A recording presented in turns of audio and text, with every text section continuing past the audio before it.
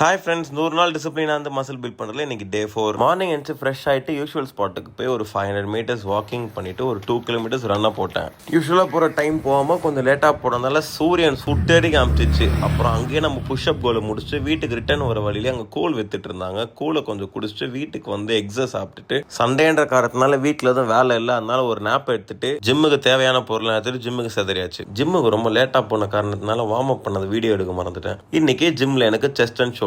உங்களுக்கு இந்த model super hero மாதிரி லுக் வேணும்னா செஸ்ட் அண்ட் ஷோல்டர்ஸ் நல்லா டெவலப் பண்ணுங்க.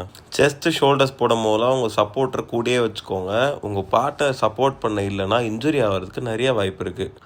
செஸ்ட்டுக்கும் சரி ஷோல்டர்ஸ்க்கும் சரி, நீங்கள் எல்லா ஒர்க் அவுட் போடும்போதும் எல்போஸ்லேருந்து அந்த மூமெண்ட்டை புஷ் பண்ண பாருங்கள்.